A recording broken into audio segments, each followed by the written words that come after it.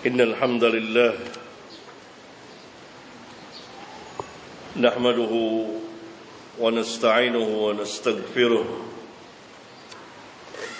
ونعوذ بالله من شرور أنفسنا ومن سيئات أعمالنا من يهده الله فلا مضل له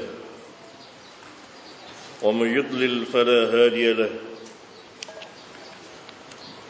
وأشهد أن لا إله إلا الله وحده لا شريك له وأشهد أن محمدًا عبده ورسوله أما بعد أيها الإخوة yang saya muliakan,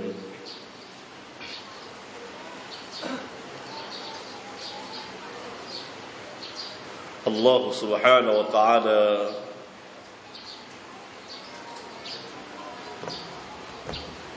dan Rasulnya yang mulia alaihi salatu wassalam telah menetapkan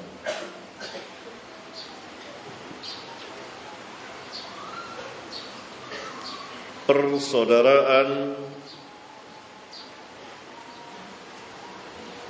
Islamiyah dan ukhuwah imaniyah, ukhuwah Islamiyah dan imaniyah kepada kita kaum muslimin. Allah Subhanahu wa taala berfirman, innamal mu'minuna ikhwah. Sesungguhnya orang-orang mukmin itu bersaudara, yakni saudara se-Islam dan seiman. Dalam keislaman dan keimanan yang tidak boleh dikeluarkan kecuali berdasarkan keterangan yang tegas dari Rabbul Alamin dan Rasulnya.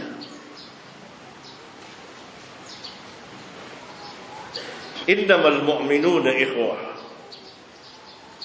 Dan Rasulullah sallallahu alaihi wasallam di banyak hadis beliau, di antaranya hadis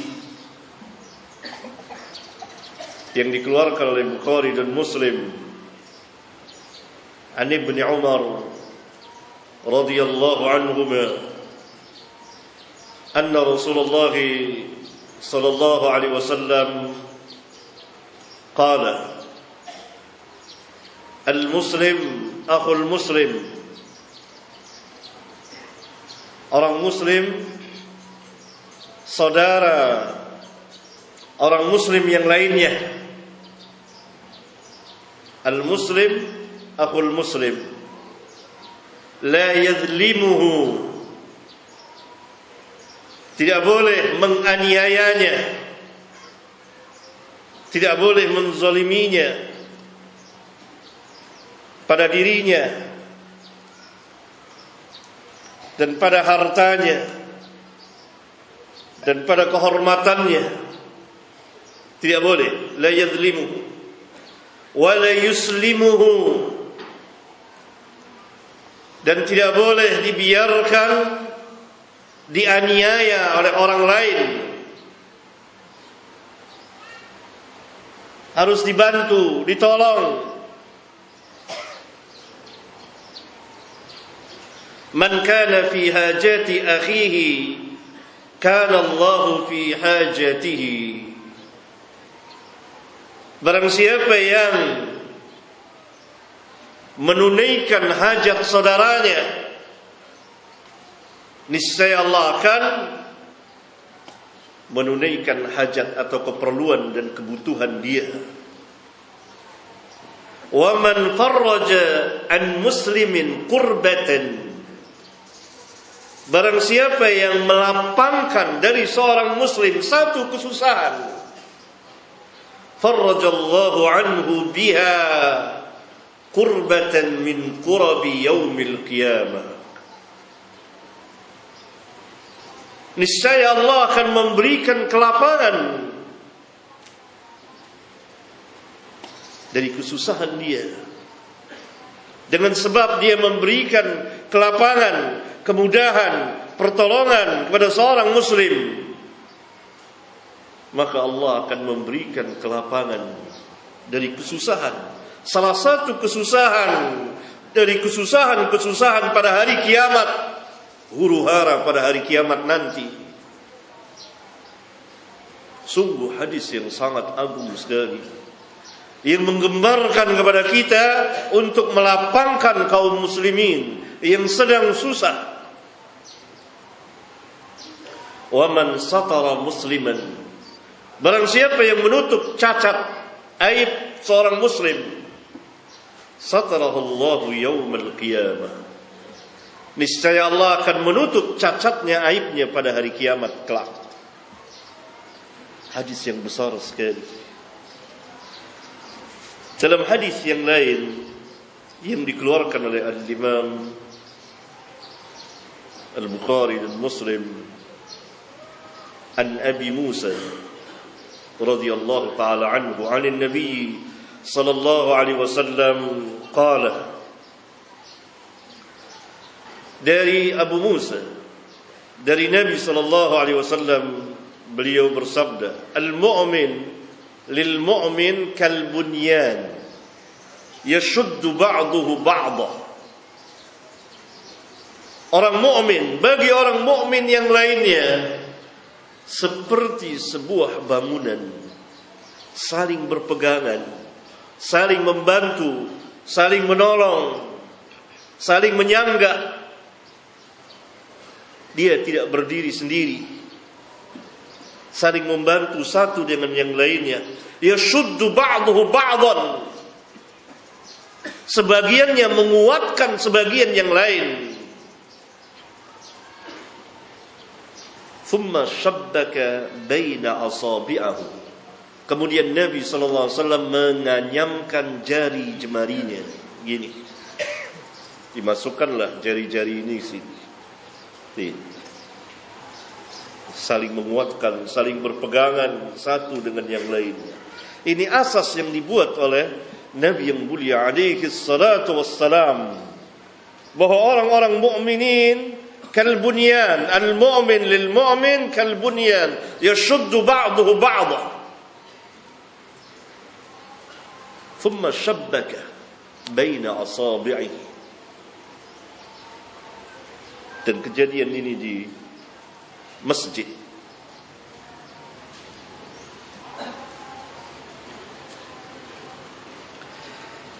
Dalam hadis yang lain yang juga dikeluarkan oleh Bukhari dan Muslim,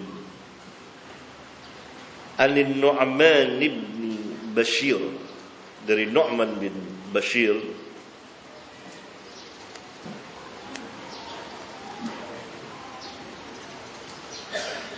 qala qala Rasulullah sallallahu alaihi wasallam, dia berkata, Rasulullah sallallahu alaihi wasallam telah bersabda, mathalul mu'minin, tamsil. Ini lafaz Muslim. Dalam lafaz Bukhari, taral mu'minin, engkau lihat orang-orang mukminin itu, perumpamaan orang-orang yang beriman itu, fi tawadihim, di dalam kasih sayang dan cinta kasih mereka. Yang dimaksud tawadihim adalah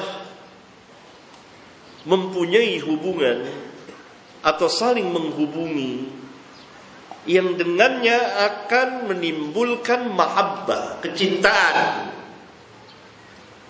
Seperti pertama, saling menziarahi. Yang kedua, misalnya saling memberikan hadiah. Yang ketiga, menyebarkan salam. Ini makna akan menimbulkan tawadihim, yakni hubungan yang akan menimbulkan mahabbah sesama orang-orang yang beriman. Di antara yang akan menimbulkan mahabbah seperti saling menziarahi, memberikan hadiah, atau menyebarkan salam. Menyebarkan salam. Oleh karena itu, alangkah sesatnya sebagian firqah-firqah sesat yang tidak menjawab salam orang-orang yang beriman, padahal tidak ada alasan syar'i untuk tidak menjawabnya. Dan alangkah sesatnya sebagian firqah-firqah sesat yang mengeluarkan orang-orang yang beriman dari keimanan mereka, dari keislaman mereka, dikafirkan. Ini asas ahli bid'ah. Umumnya ahli bid'ah mengkafirkan saudaranya, berbeda dengan ahlus sunnah dari salafun salihin dan orang-orang yang mengikutinya dari zaman ke zaman, di timur dan di barat bumi, sampai pada hari ini dan seterusnya insyaallah taala sampai hari kiamat. Mereka adalah orang yang paling sayang, paling cinta kepada orang-orang yang beriman. Karena itu mereka sangat jauh sekali dalam mengkafirkan seorang muslim. Tidak benar, omong kosong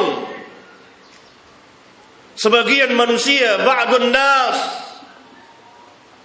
yang melemparkan tuduhan kepada ahlus sunnah, kepada salafiyin, bahwa mereka suka mengkafirkan orang. Hatu burhanakum in kuntum sadiqin. Hada buhtanun azim wa ifkum mubin. Ini kebohongan yang besar yang tidak ada bukti sama sekali. Karena perjalanan mereka, perjalanan yang penuh dengan kasih sayang dan cinta kasih kepada orang-orang yang beriman.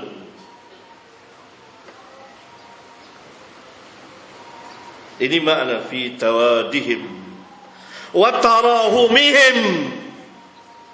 Tarahum, kasih sayang, saling menyayangi. Maknanya tolong menolong, menolong mereka, yang satu menolong yang lain. Khususnya pada saat-saat sebagian kaum muslimin ditimpa kesusahan, kesengsaraan, seperti saudara-saudara kita di Rohingya.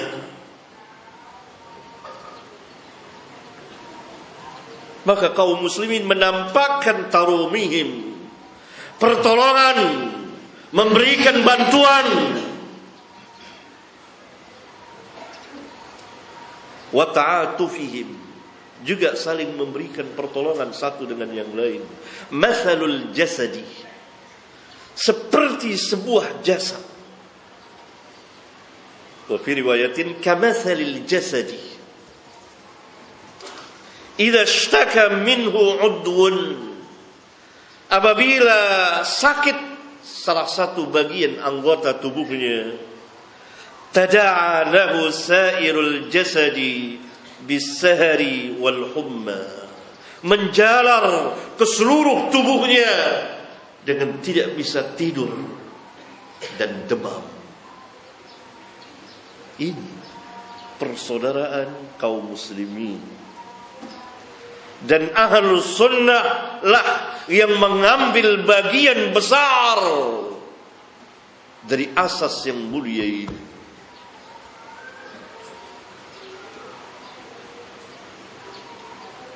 berbeda dengan ahlul bidah dari Khawarij, Rafidah, Mu'tazilah, dan orang-orang yang terkena syubhat kerancuan mereka yang begitu mudahnya, ringannya mengkafirkan orang Islam. Berbeda dengan perjalanan Ahlus Sunnah, berbeda dengan perjalanan kaum salaf atau orang-orang yang mengikuti salafiyun, tidak pernah mengkafirkan manusia kecuali orang yang telah dikafirkan oleh Allah dan Rasulnya.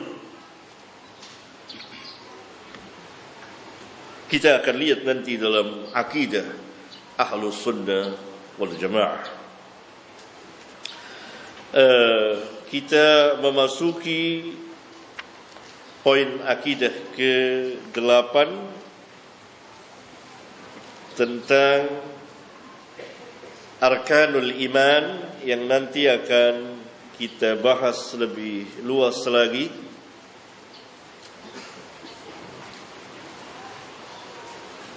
Kemudian poin akidah ke-9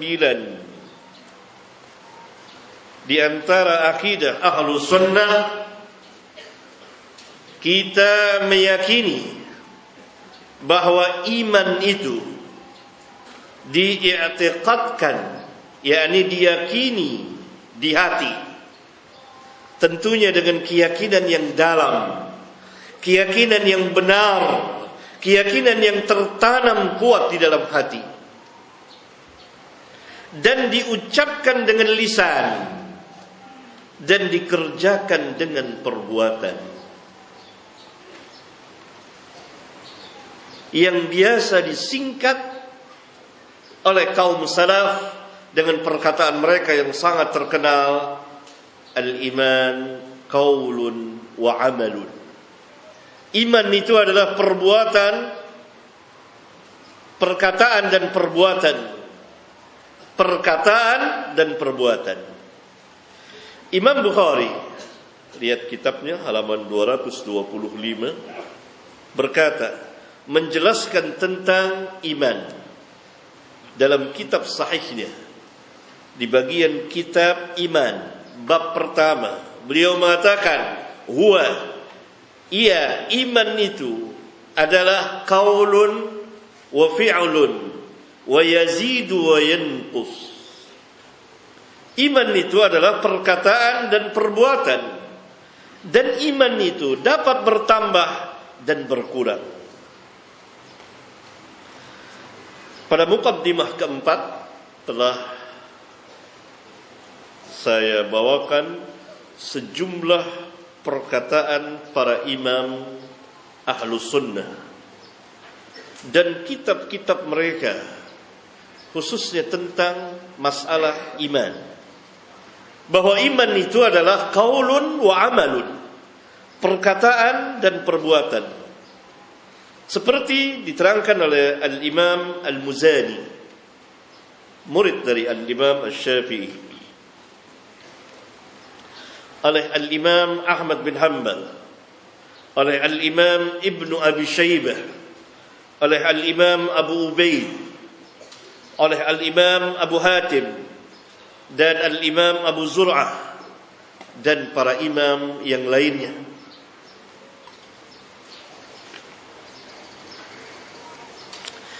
Kemudian pada halaman 226,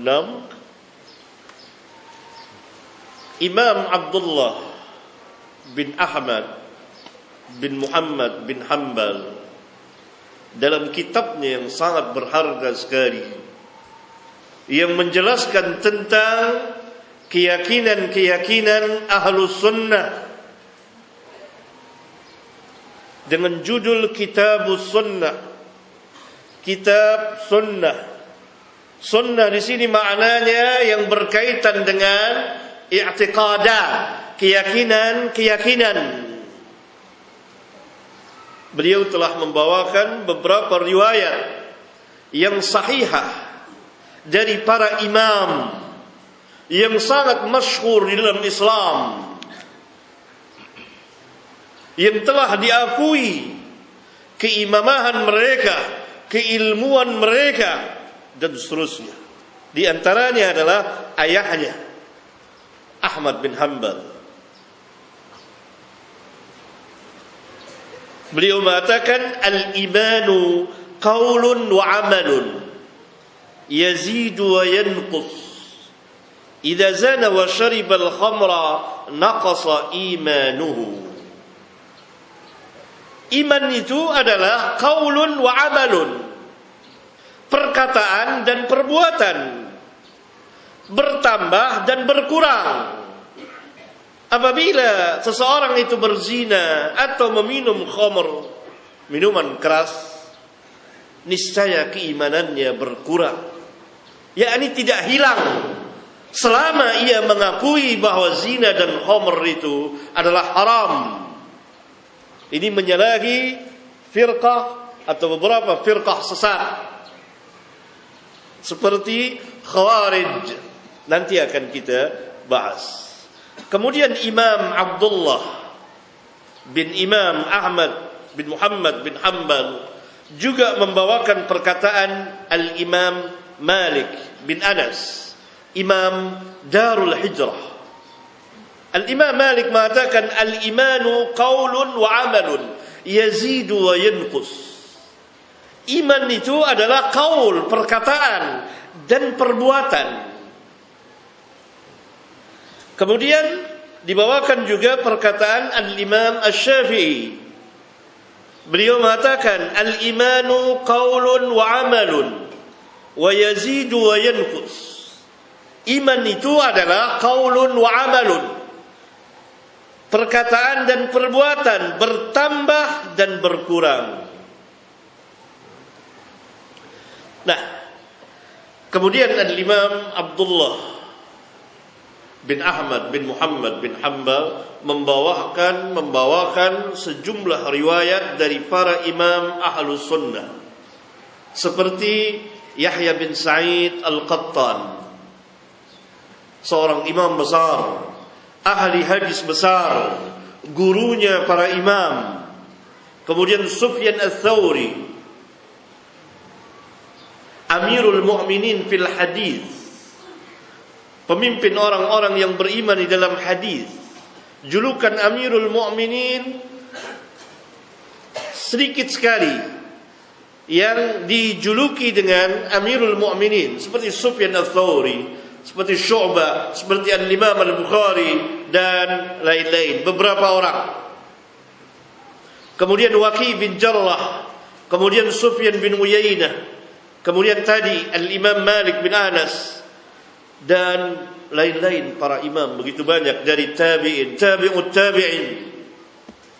Semuanya mereka mengatakan al-imanu qaulun wa amalun yazidu wa yanqus.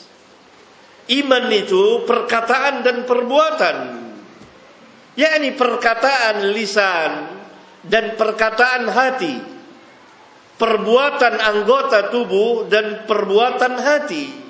Itulah disingkat oleh para imam qaulun wa amalun. Qaulun wa amalun. Al-imanu qaulun wa amalun. Iman itu terdiri dari perkataan dan perbuatan, perkataan hati dan perkataan lisan, perbuatan hati dan perbuatan anggota tubuh. Yang dalam sebagian perkataan mereka, iman itu diiktikadkan, diyakini di hati. Pertama, yang kedua diucapkan dengan lisan, dan yang ketiga dikerjakan dengan perbuatan. Yazid, dan yang keempat bertambah dengan mengerjakan amal taat. Yang kelima yanqus, berkurang dengan mengerjakan amal atau perbuatan maksiat. Yang keempat, iman itu akan bertambah ketika seseorang mentaati Ar-Rahman, Allah. Dan yang kelima, iman itu akan berkurang ketika seseorang mentaati syaitan, yang kemudian diringkas dengan perkataan yang sangat terkenal sekali, dan ini berpuluh imam dari tabi'in, dari tabi'ut tabi'in dan seterusnya, mengatakan al-imanu qaulun wa amalun. Iman itu adalah perkataan dan perbuatan. Yazidu wa yankus, bertambah dan berkurang. Bertambah dengan mentaati Ar-Rahman dan berkurang dengan mentaati Asy-Syaitan.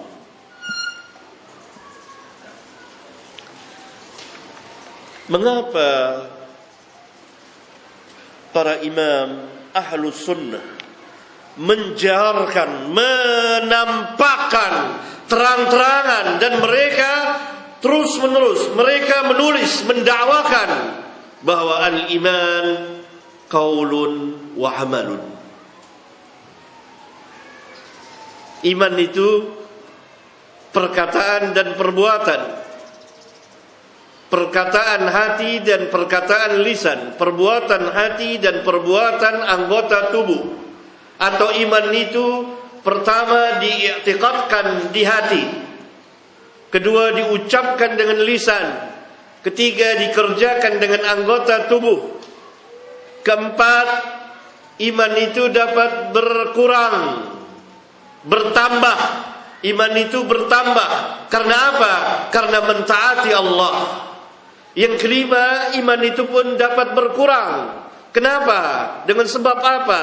Dengan sebab mentaati syaitan.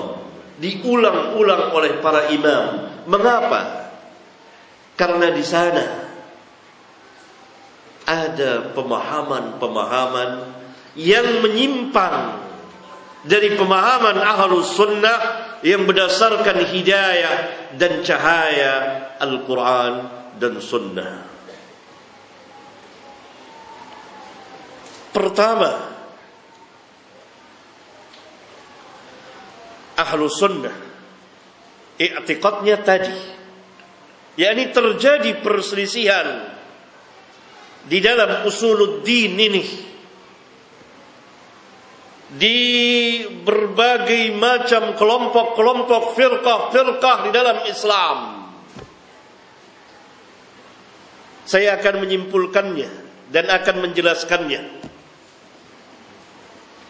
Yang pertama adalah Ahlus Sunnah. Mereka meyakini bahwa iman itu qaulun wa amalun, perkataan dan perbuatan.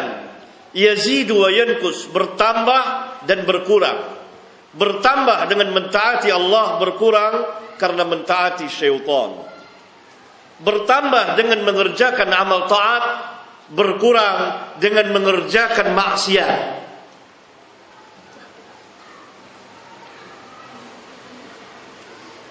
Menurut Ahlus Sunnah, pelaku dosa besar, seperti perkataan Imam Ahmad tadi, idza zana wa syaribal khamra naqasa imanuhu. Berzina dan meminum khamr adalah dua dosa besar. Tetapi Imam Ahmad dan kawan-kawannya yang sesamanya, gurunya, bahkan di atasnya dari tabi'in, dari tabi'ut tabi'in, mengatakan bahwa pelaku dosa besar tidak keluar dari Islam.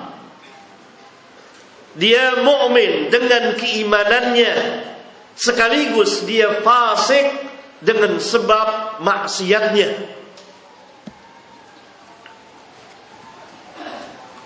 Dia mukmin dengan keimanannya dan dia fasik dengan sebab dia mengerjakan dosa-dosa besar. Ini Ahlus Sunnah. Ini madhab yang hak, berdasarkan ayat-ayat Al-Quran dan hadis-hadis Nabi dan ijma' salafun as-salihin, yang kemudian diikuti oleh para imam. Ini madhab yang pertama. Yang kedua, Khawarij dan Mu'tazilah.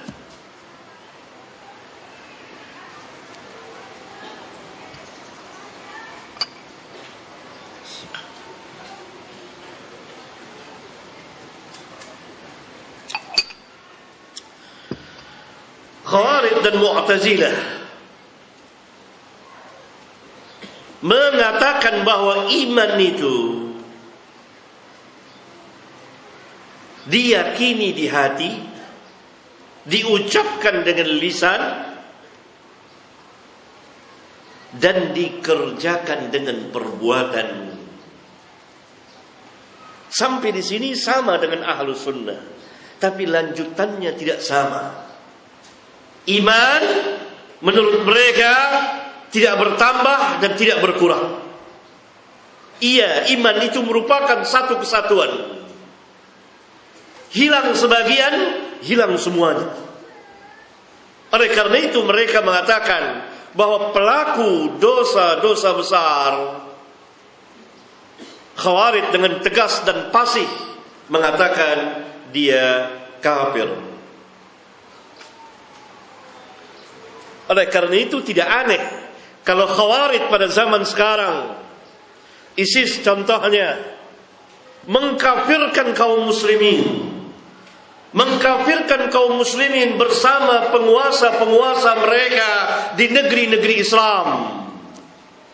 Karena sebagian dari penguasa-penguasa muslim tidak berhukum dengan hukum Allah di negeri-negeri mereka. Menurut mereka, mazhab mereka, orang yang mengerjakan dosa besar kafir.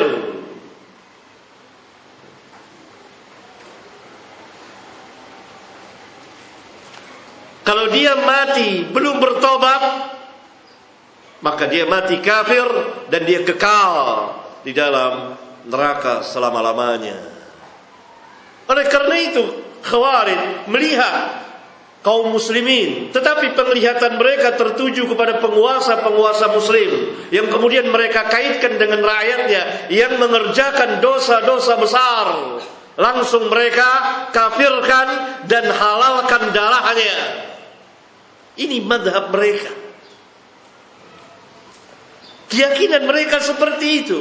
Karena itu tidak aneh kalau mereka menumpahkan darah kaum muslimin. Dan ini Khawarij, bukan Salafiyin. Barang siapa yang melemparkan tuduhan kepada Salafiyin bahwa mereka terus-menerus sering mengkafirkan orang, maka dia telah membuat kebohongan yang sangat besar, yang dia akan bertanggungjawabkan di dunia dan di akhirat.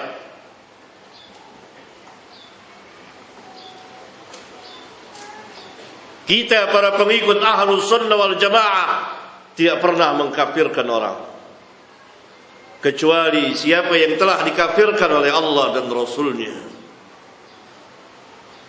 Dan orang yang paling tahu tentang itu adalah para ulama.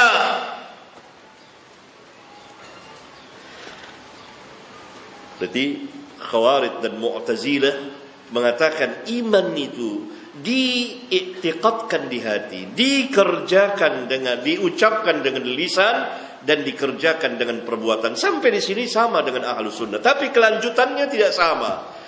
Menurut Khawarij dan Mu'tazilah, iman itu tidak bertambah dan tidak berkurang. Iman merupakan satu kesatuan. Kalau hilang sebagian, maka hilang semuanya. Khawarij menetapkan bagi siapa yang mengerjakan dosa-dosa besar, salah satu saja dari dosa besar, maka dia keluar dari Islam, dia kafir, dan di akhirat dia kekal di neraka. Mu'tazilah tidak fasih, kurang fasih, sehingga Mu'tazilah mengatakan dia tidak mukmin dan tidak juga kafir. Manzilatun bainal manzilatain, dia berada di salah satu dari dua tempat. Ini kejahilan yang luar biasa. Kalau kita bertanya di tempat yang mana, kalau tidak mukmin, tidak kafir, jadi apa dia?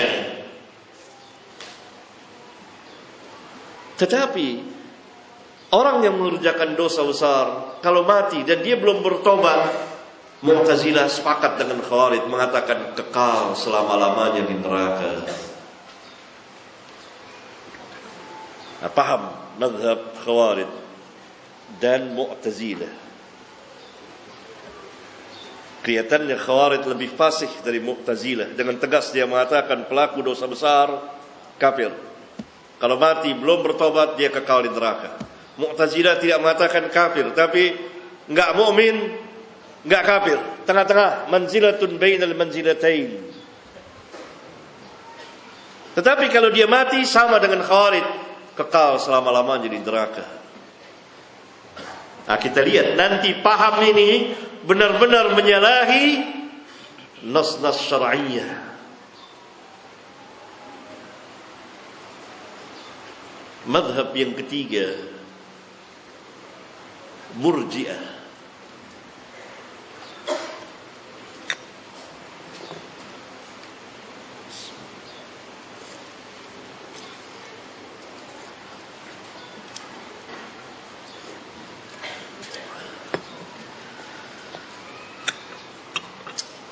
Murji'ah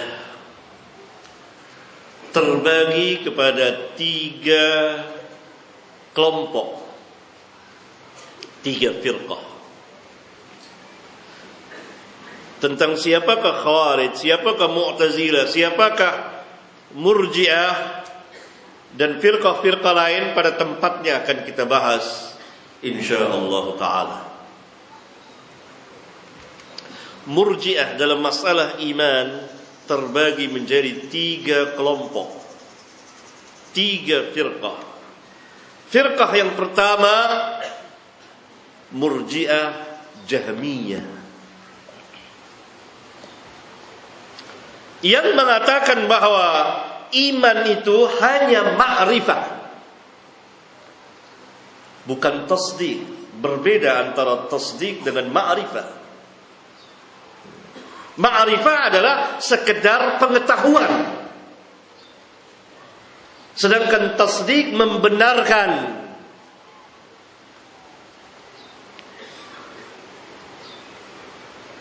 Maka iman itu ma'rifah menurut Murji'ah Jahmiyah. Tidak ada sangkut pautnya dengan mulut, lisan. Tidak ada sangkut pautnya, tidak ada hubungannya dengan perbuatan. Sehingga kalau seseorang itu mencaci maki Allah, mencaci maki Rasul, membunuh para nabi, tetap dia iman.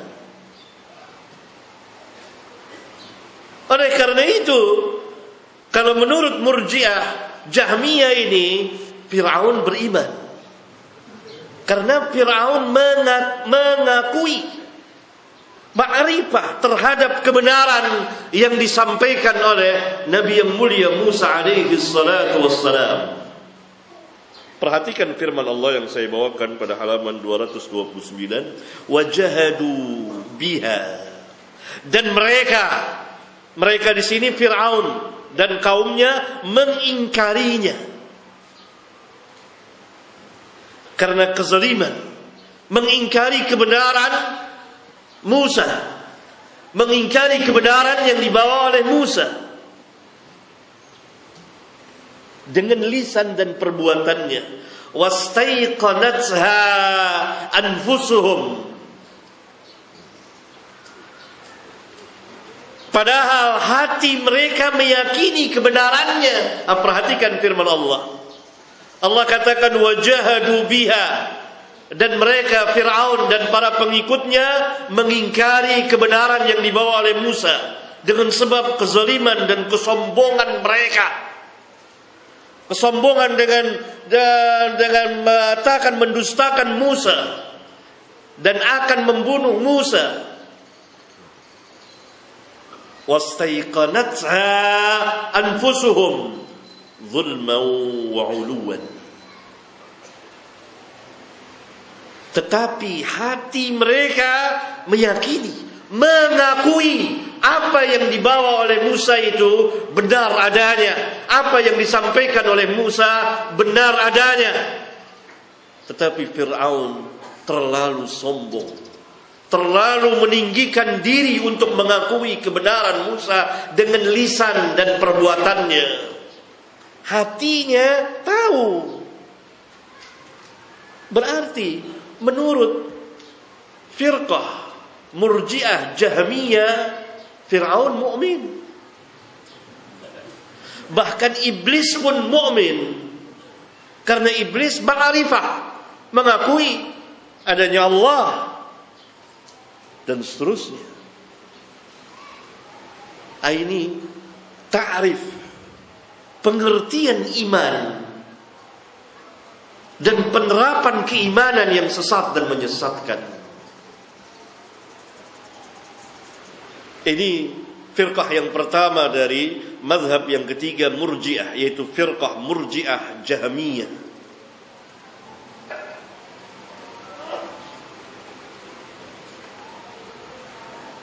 Para pengikut Jaham bin Safwan, yang nanti sebagian manusia terkena syubhatnya tentang masalah iman ini, bahwa iman itu hanya ma'rifah, pengetahuan saja, tidak ada sangkut paut dengan lisan dan perbuatan.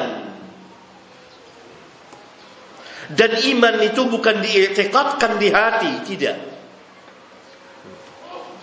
Dan tidak perlu pembenaran lebih lanjut lagi, cukup tahu saja itu iman. Berarti Fir'aun, Qarun,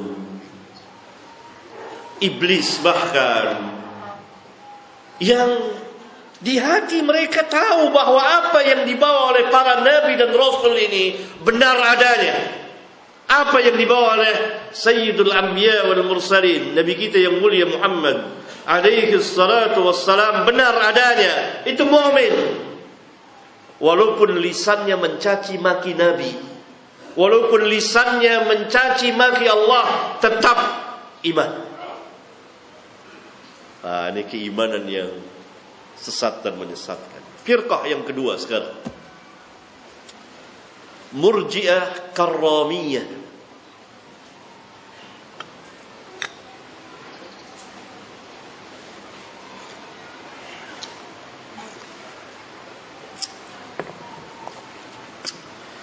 Murji'ah Karramiyah mengatakan bahwa iman itu hanya di lisan,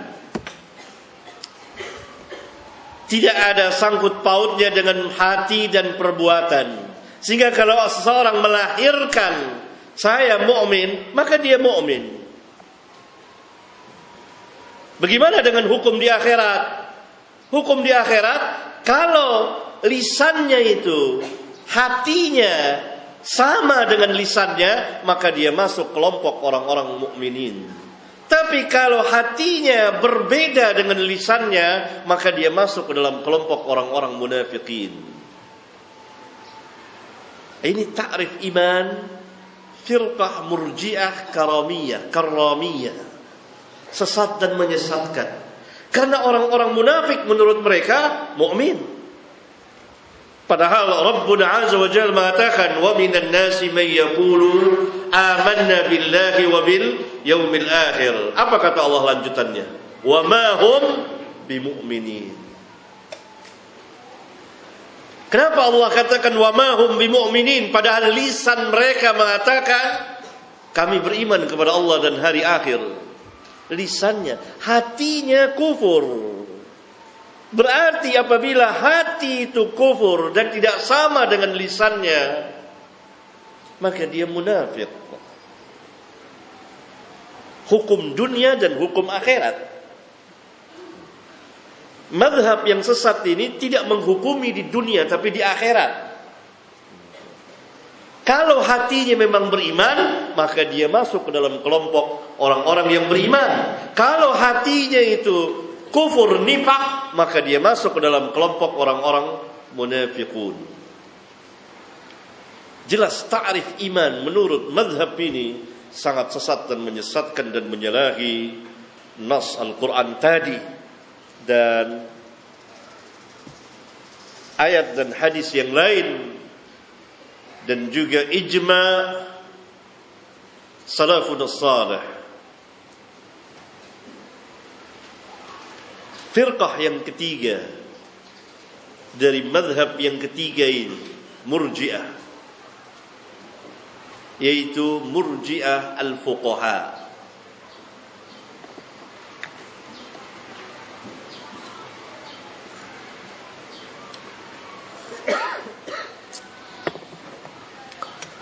Murji'ah fuqaha terdiri dari sebagian para ahli fikih, para fuqaha yang tersalah di dalam ta'rif iman. Mereka mengatakan bahwa iman itu diyakini di hati dan diucapkan dengan lisan. Adapun perbuatan tidak termasuk bagian dalam keimanan.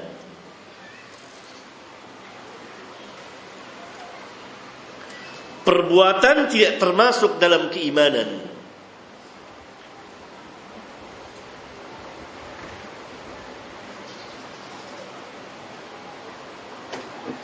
Dan iman juga menurut mereka, bahkan Murji'ah yang sebelumnya lebih lagi, tidak bertambah dan tidak berkurang.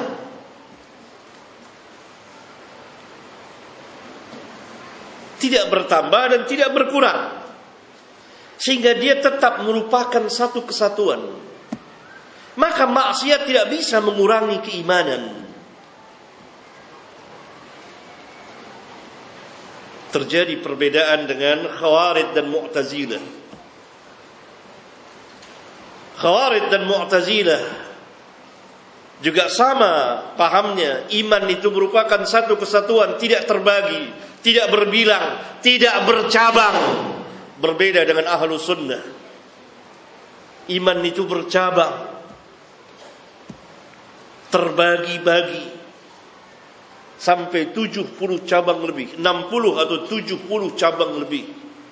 Dan iman itu bertambah dan berkurang, bertambah dengan amal taat, berkurang dengan amal maksiat. Firqah-firqah sesat ini mengatakan bahwa iman itu hanya merupakan satu kesatuan, tidak bertambah dan tidak berkurang.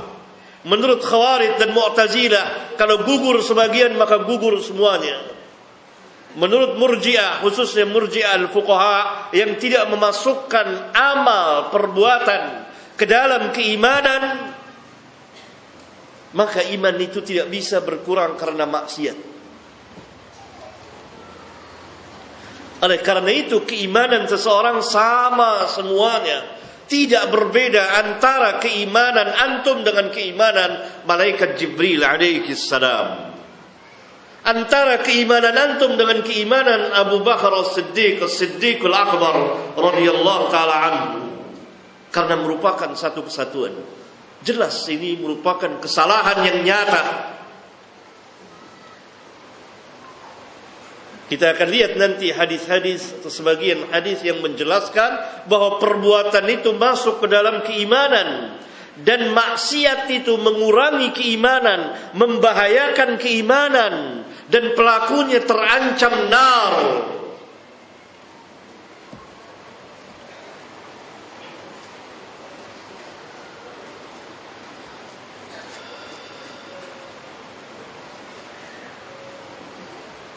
Ini madhab yang ketiga. Madhab yang keempat, madhab Asy'ariyah dan Maturidiyah.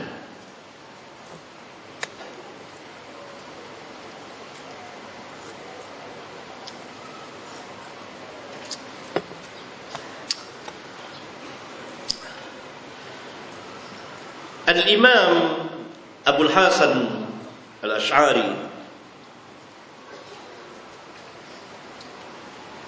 mengatakan di sebagian kitabnya bahwa iman itu sama dengan Ahlus Sunnah, sama dengan apa yang dikatakan oleh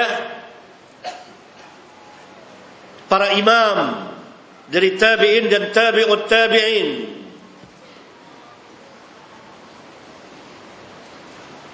Dan para pengikut mereka, seperti imam yang 4, seperti imam yang 3. Karena Abu Hanifah dikatakan mengikuti Murji'ah fuqaha, tetapi belakangan dikatakan bahwa beliau rujuk dari pahamnya. Adapun Al-Imam Malik, Imam Syafi'i, Imam Ahmad mengatakan iman itu diyakini di hati, diucapkan dengan lisan, dikerjakan dengan perbuatan, bertambah dan berkurang. Al-Imam Abul Hasan Al-Asy'ari dengan tegas mengatakan setelah beliau rujuk dari mazhab Mu'tazilah, awalnya beliau di mazhab Mu'tazilah selama 40 tahun.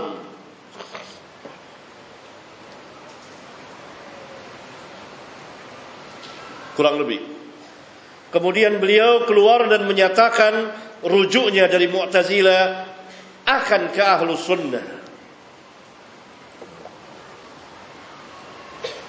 Ini ada khilaf di antara para ulama yang terlalu panjang kalau saya bahas. Walhasil, pada akhir hayatnya beliau menulis sebagian kitab yang menunjukkan bahwa beliau sebagian besarnya rujuk kepada Ahlus Sunnah. Di antaranya dalam masalah iman. Dan di awal kitabnya, di kitabnya Al-Ibana fi Usulid Diyanah atau Al-Ibana ala Usulid Diyanah, dengan tegas beliau mengatakan bahwa saya mengikuti Imam Ahmad.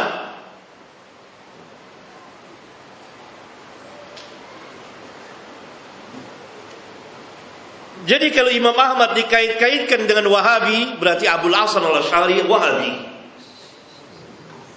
Bahkan pemukanya Wahabi. Dengan tegas beliau mengatakan di muqaddimah kitabnya Al-Ibanah, beliau mengikuti Imam Ahmad.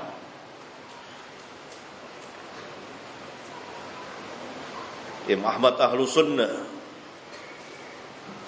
ketuanya Ahlus Sunnah pada zamannya. Dan Al-Imam Abul Hasan Al-Asy'ari mengatakan bahwa iman itu diiktikadkan di hati, diucapkan dengan lisan, dan dikerjakan dengan perbuatan, bertambah dan berkurang. Dalam sebagian kitabnya yang lain, seperti di kitabnya Al-Mujiz, beliau mengatakan bahwa iman itu tasdiq saja. Dan oleh pengikut-pengikut beliau yang menyandarkan diri kepada beliau, ini madhab Asy'ariyahnya, iman itu cukup tasdiq. Bahkan dalam sebagian nukilan cukup ma'rifah saja. Berarti ada dua versi yang orang sandarkan kepada Al-Imam Abul Hasan Al-Asy'ari, yang langsung beliau katakan iman itu adalah diiktikadkan di hati, diucapkan dengan lisan, dan dikerjakan dengan perbuatan. Dalam sebagian perkataan beliau mengatakan iman itu tasdiq saja, tidak ada sangkut pautnya dengan lisan dan perbuatan. Yang kedua ini menyerupai Jahmiyah. Para pengikutnya di kemudian hari lebih condong kepada ta'rif yang kedua ini. Lebih condong kepada ta'rif yang kedua ini. Iman itu tasdik saja, tidak ada sangkut pautnya dengan lisan dan perbuatan. Bisa dibaca di kitab-kitab para pemuka, para ulama Asy'ariyah.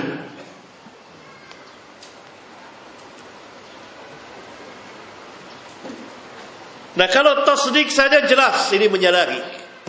Dan ini yang lebih banyak disandarkan kepada Al-Imam Abul Hasan Al-Asy'ari.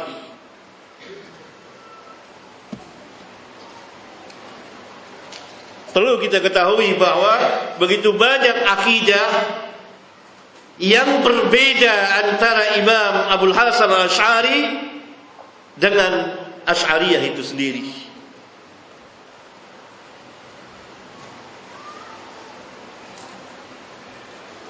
Misalnya tentang istiwa Allah 'alal 'arsy.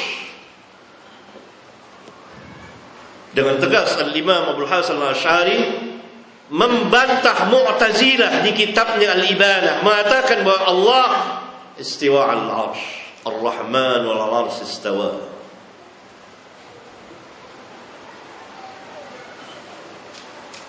Secara hakiki, yakni Allah di sana berisyarat, boleh. Karena Nabi yang mulia sallallahu alaihi wasallam menunjuk tangannya ke atas. Kalau Allah ada di mana-mana, seperti perkataan Jahmiyah dan para pengikutnya, tentu Nabi sallallahu alaihi wasallam akan nunjuk ke sana kemari. Tapi Nabi sallallahu alaihi wasallam nunjuk ke sana, Allahumma syahad. Kemudian menunjuk kepada para sahabat, karena para sahabat ada di bumi ini, gini. Dalam hadis sahih riwayat Imam Muslim dan banyak dalil yang lain yang telah kita bahas. Maturidiyah sama, iman itu tasdiq, tidak ada sangkut pautnya dengan lisan dan ucapan. Berarti ini menyalahi ahlus sunnah, menyalahi apa yang diyakini, apa yang dikatakan oleh para imam ahlus sunnah di kitab-kitab mereka, bahwa iman itu diiktikadkan di hati, diucapkan dengan lisan, dan dikerjakan dengan perbuatan, dan bertambah dan berkurang.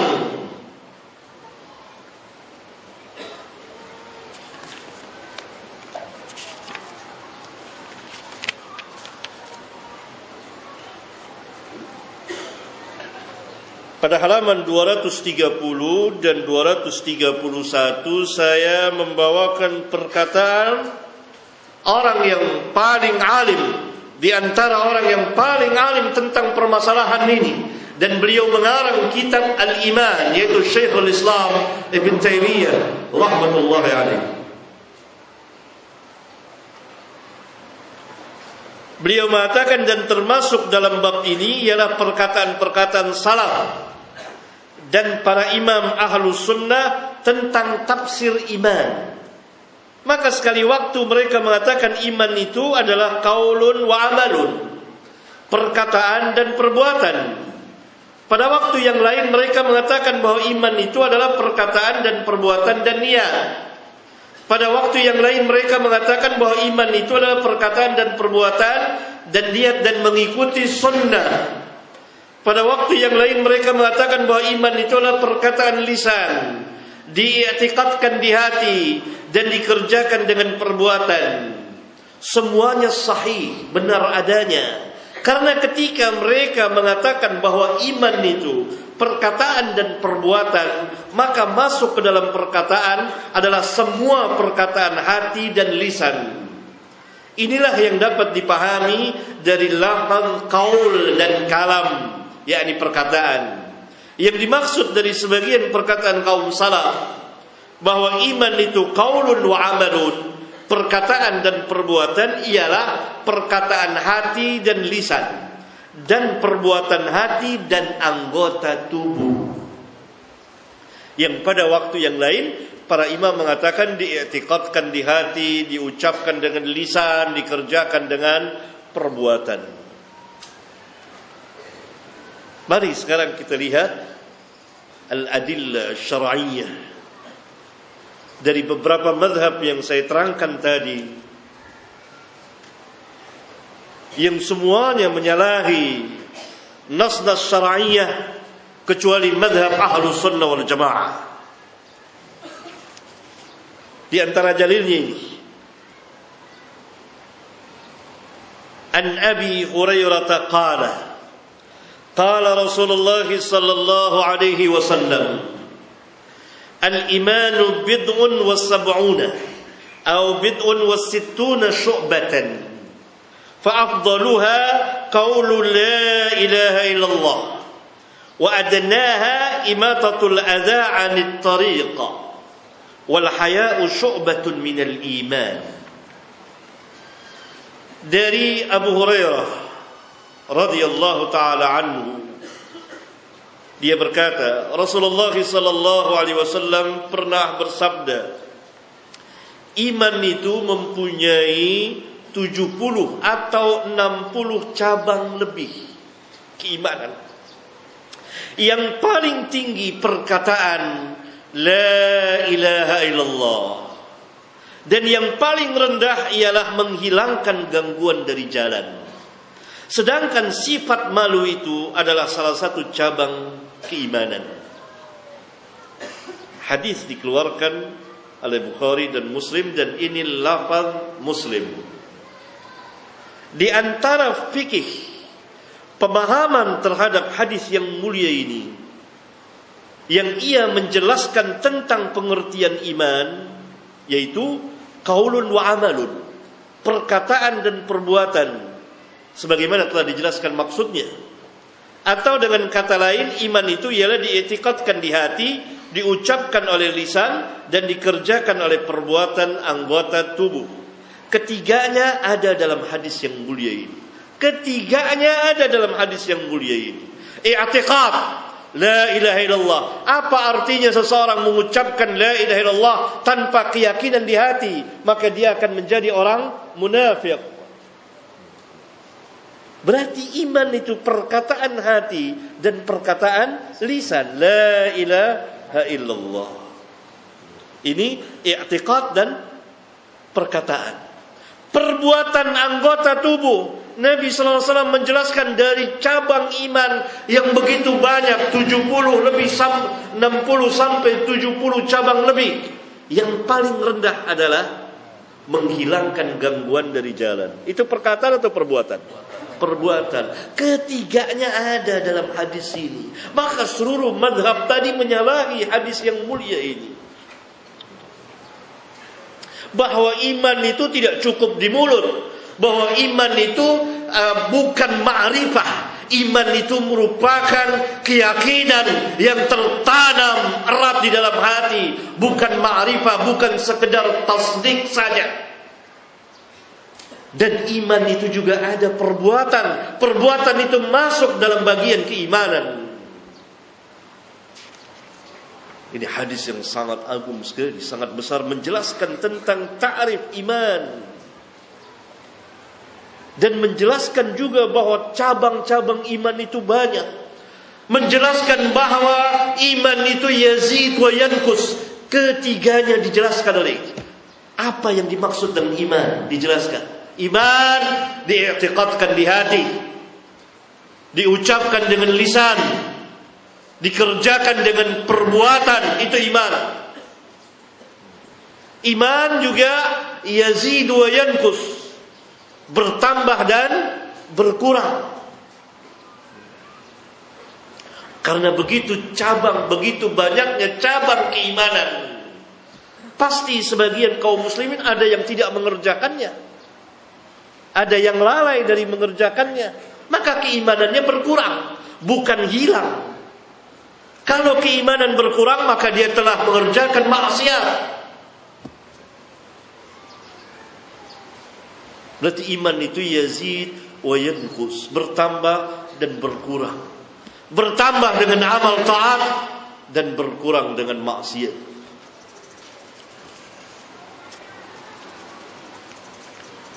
Ini dalil yang pertama. Pada halaman, di akhir halaman 232,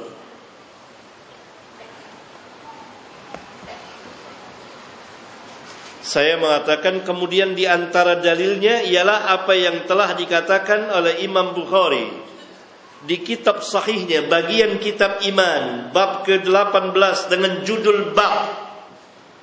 Judul bab Imam Bukhari dan para imam yang lain merupakan madhab beliau, merupakan fikih beliau. Beliau memberikan judul bab Innal iman huwal amal.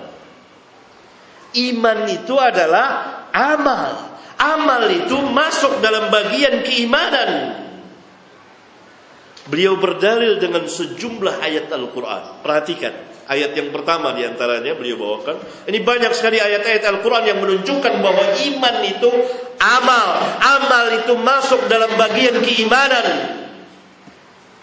Karena itu kaum salaf mengatakan Al-iman qaulun wa amalun. Iman itu perkataan dan perbuatan. Perkataan hati dan lisan, perbuatan hati dan perbuatan anggota tubuh.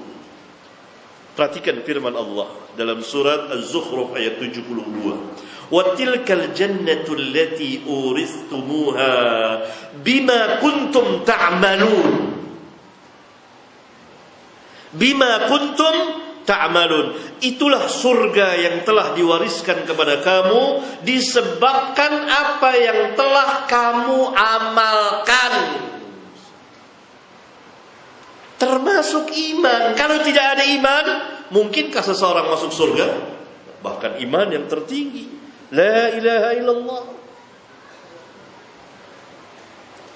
Karena itu saya tulis dengan huruf tebal untuk menunjukkan inilah syahid, inilah bukti bahwa iman itu amal. Amal itu masuk dalam bagian keimanan. Saya menjelaskan, Imam Bukhari berdalil dengan ayat yang mulia ini untuk menjelaskan bahwa iman itu adalah amal berdasarkan kepada firman Allah disebabkan apa yang telah kamu amalkan. Firman Allah yang bersifat umum ini meliputi keimanan yang menunjukkan bahwa iman itu adalah amal. Yakni firman Allah bima kuntum ta'malun itu bersifat umum. Disebabkan amal kamu. Di antara amal kamu bukan hanya salat, bukan hanya saum, tapi yang tertinggi adalah iman. Apa artinya salat dan saum kalau tidak ada iman kepada Allah dan Rasulnya? Maka kita akan menjadi orang-orang munafiqun. Semuanya masuk, imannya, semuanya amal. Karena itu masuk dalam bagian keimanan yang menunjukkan bahwa iman itu adalah amal dan juga meliputi amal-amal yang lain dari perkataan dan perbuatan, yang menunjukkan bahwa amal itu adalah bagian dari iman. Kemudian Imam Bukhari mengatakan lagi, beberapa dari ahli ilmu. Kalau Imam Bukhari mengatakan ahli ilmu, gurunya tabi'ut tabi'in atau tabi'ut tabi'in atau para sahabat telah mengatakan tentang firman Allah Ta'ala, fa warabbika lanas'alannahum ajma'in, maka demi Rabbmu kami pasti akan menanyai mereka semuanya, amma kanu ya'malun, tentang apa yang mereka telah amalkan. Beberapa tafsir dari ahli ilmu kaum salaf,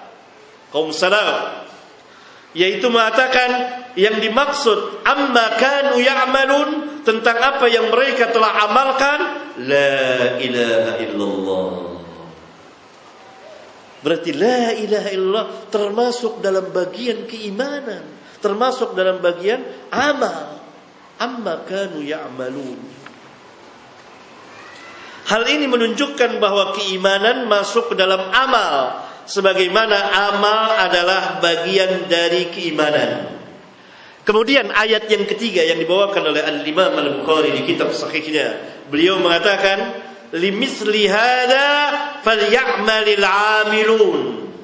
Untuk kemenangan yang seperti ini, kemenangan meraih surga, kebahagiaan di akhirat, kemenangan di akhirat, hendaklah beramal orang-orang yang beramal. Surat As-Saffat. Ayat yang mulia ini juga menunjukkan bahwa keimanan masuk ke dalam amal, sebagaimana amal adalah bagian dari keimanan. Kemudian baru Imam Bukhari membawakan hadis yang sesuai dengan bab yang beliau berikan, yaitu sesungguhnya iman itu adalah amal. Dan kita tahu bahwa hadis sunnah yang menjelaskan Al-Quran, sunnah yang memberikan tafsiran kepada Al-Quran. Dibawakanlah hadis yang sangat agung, sangat besar.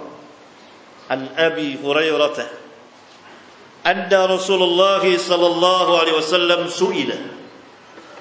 Dari Abi Hurairah, dia mengatakan bahwasanya Rasulullah sallallahu alaihi wasallam pernah ditanya, ayyu ayyul amali afdal. Perhatikan ikhwan, akhwat. Pertanyaan sahabat kepada Nabi yang mulia.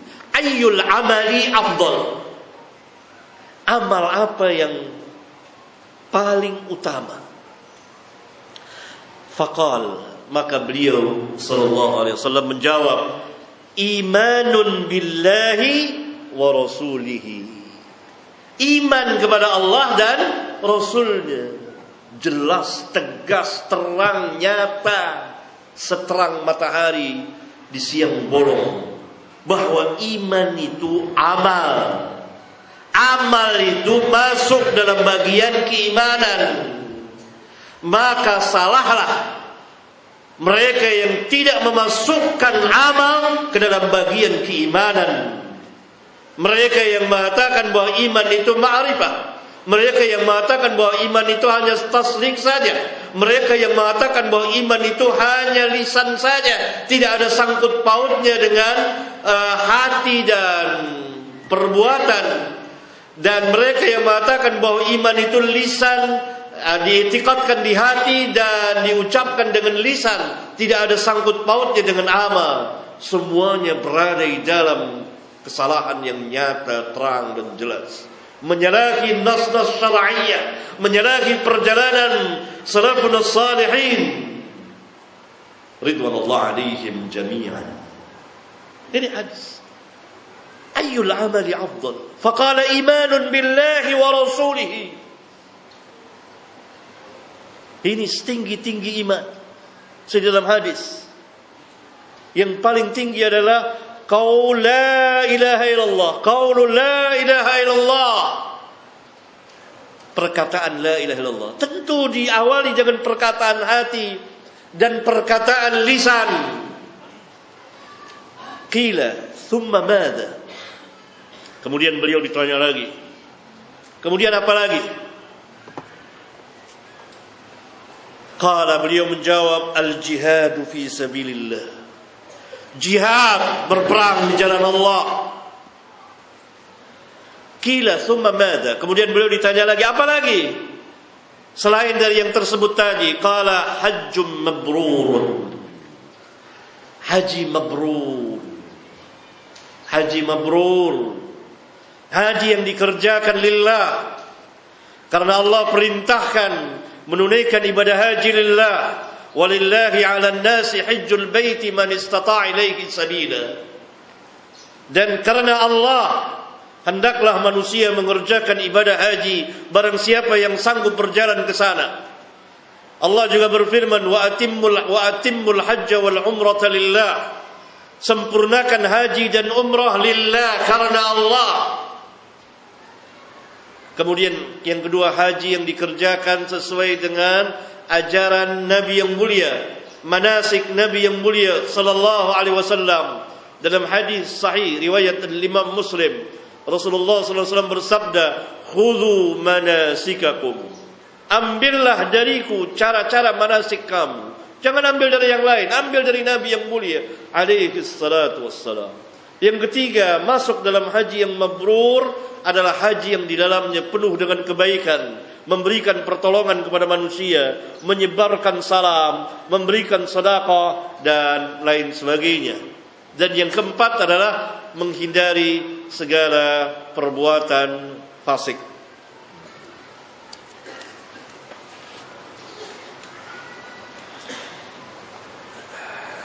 Imam Bukhari,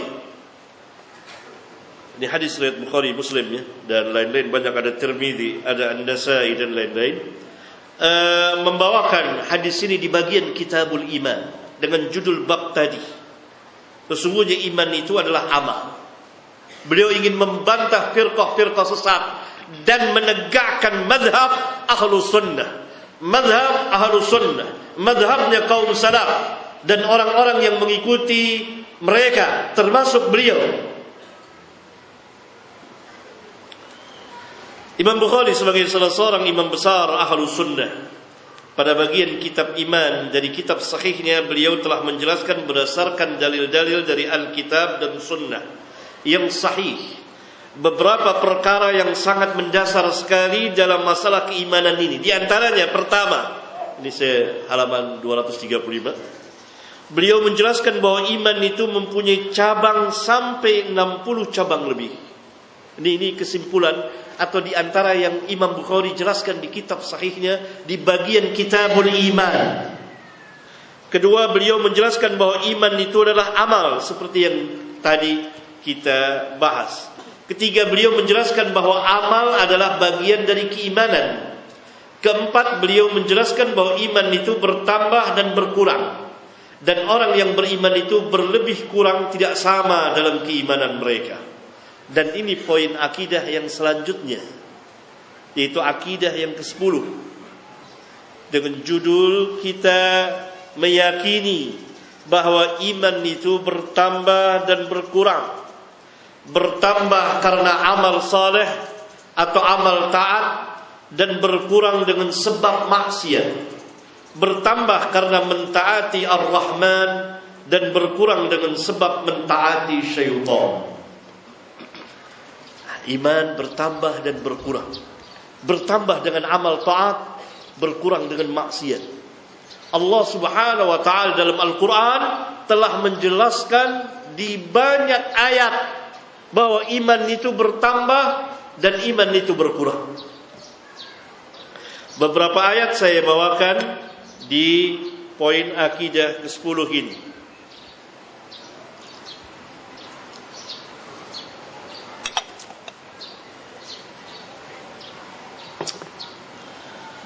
Ayat yang pertama dalam surat Al-Anfal ayat 2. Innamal mu'minuna alladhina idza dzukirallahu wajilat qulubuhum wa idza tuliyat 'alaihim ayatuhu zadatuhum imanan wa 'ala rabbihim yatawakkalun.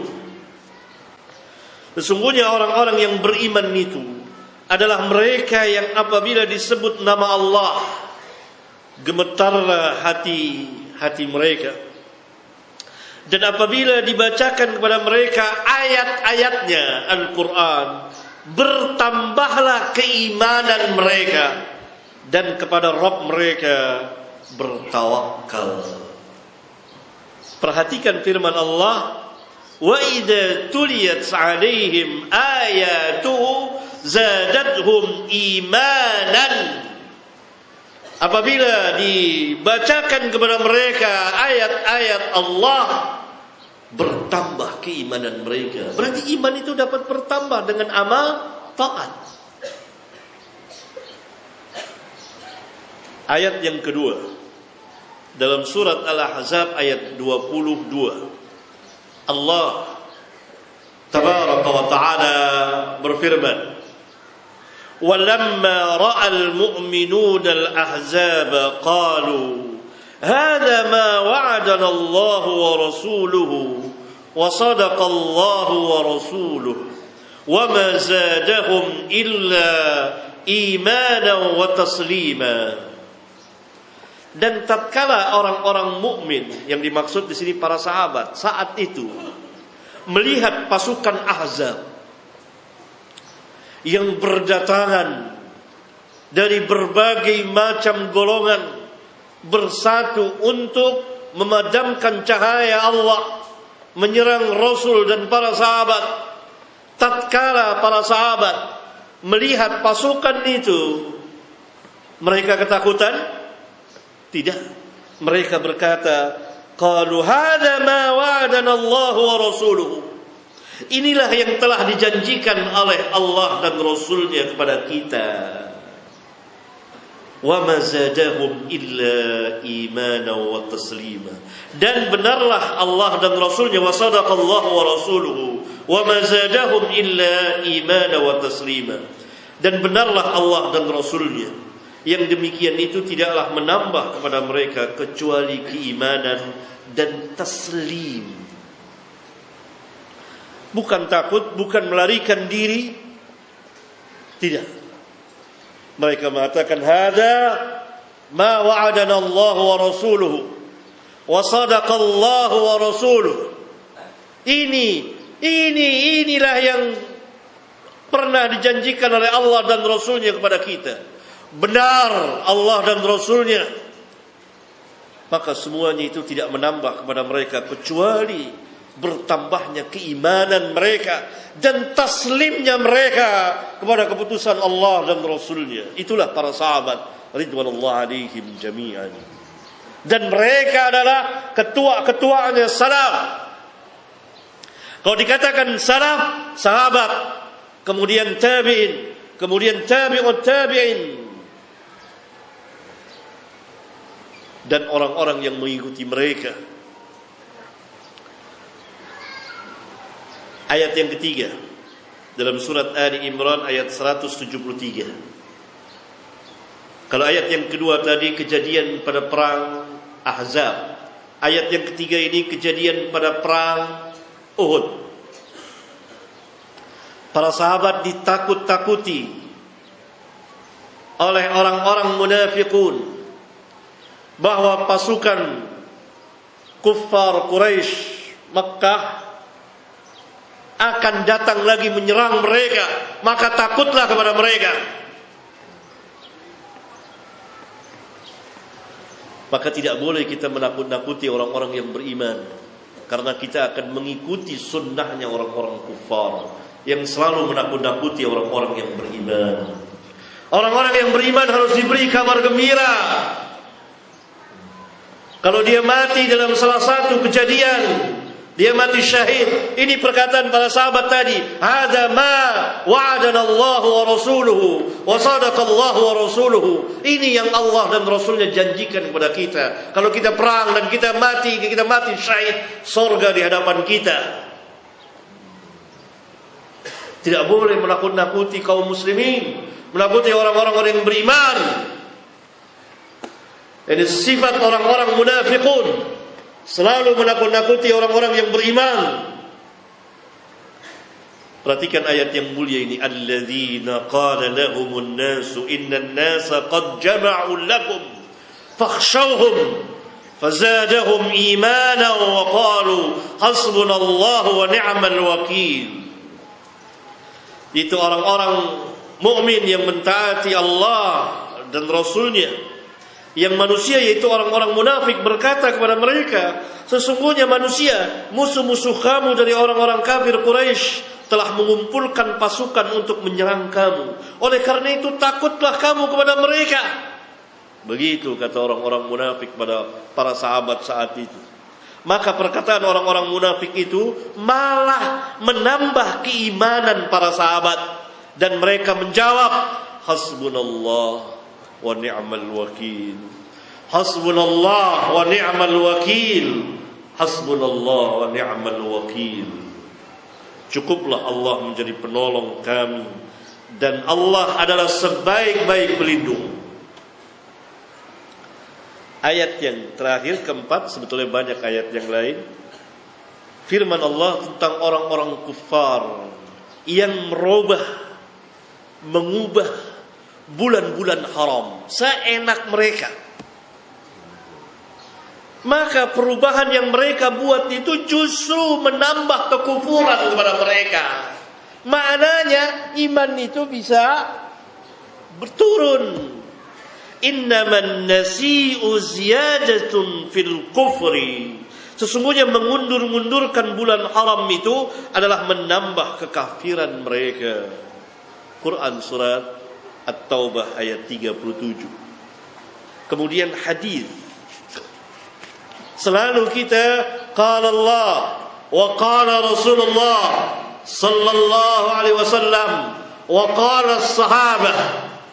Yang kemudian tabi'in mengikuti sahabat, tabi'ut tabi'in. Kita lihat hadis sahih yang sangat terkenal sekali, dikeluarkan oleh Al-Imam Muslim, ya, dari jalan Abu Sa'id Al-Khudri. Dia berkata bahwa Rasulullah sallallahu alaihi wasallam pernah bersabda, "Man ra'a minkum munkaran falyughayyirhu biyadihi." Barang siapa yang melihat di antara kamu kemungkaran, maka hendaklah dia merubahnya dengan tangannya. Fa in lam yastati' fa bi lisanihi. Jika dia tidak mampu, maka rubahlah kemungkaran itu dengan lisannya. Fa in lam yastati' fa biqalbihi. Maka jika juga dia tidak mampu merubah kemungkaran dengan lisannya, maka dia menolak dengan hatinya, dia mengingkari dengan hatinya. Wa dzalika adhaful iman. Dan itulah selemah-lemah iman. Berarti iman bertambah dan berkurang sampai yang paling kecil. Imam Nasai, perhatikan perkataan saya pada halaman 238 ini. Imam Nasai yang juga meriwayatkan hadis ini dalam kitab sunannya, pada bagian kitab iman, memberikan judul bab yang merupakan fikih beliau dengan judul bab tafadhulu ahlil iman, berlebih kurangnya ahlul iman dalam keimanan mereka. Tidak sama orang-orang yang beriman itu di dalam keimanan mereka. Ada yang tinggi, ada yang sangat tinggi, ada yang di bawahnya, ada yang di bawahnya, ada yang paling rendah sekali. Kemudian Imam Bukhari dalam kitab sahihnya pada bagian kitab iman memberikan judul bab, yang saya kira bahwa Imam Nasai memberikan judul bab ini mengikuti Al-Imam Al-Bukhari. Karena umumnya para imam setelah Imam Bukhari, maka mereka mengikuti banyak sekali Al-Imam Al-Bukhari. Imam Bukhari telah lebih dahulu memberikan judul bab tafaduli ahlil iman fil a'mal. Bab berlebih kurangnya ahlul iman, orang-orang yang beriman dalam keimanan mereka, dalam amal-amal mereka. Tidak sama. Disebut amal karena amal masuk bagian dalam keimanan. Kemudian Imam Bukhari membawakan sebuah hadis yang sangat menarik sekali. An Abi Sa'id Al-Khudri radhiyallahu anhu, anin Nabi sallallahu alaihi wasallam qala. Dari Abu Sa'id Al-Khudri radhiyallahu anhu, dari Nabi sallallahu alaihi wasallam, beliau bersabda, yadkhulu ahlul jannati al-jannata. Penduduk surga telah masuk ke dalam surga. Wa ahlun narin nara. Dan penduduk neraka telah masuk ke dalam neraka. Thumma yaqulu Allah Ta'ala. Kemudian Allah Ta'ala berfirman kepada para malaikat, akhriju minan nar man kana fi qalbihi mithqalu habbatin min khardalin min imanin.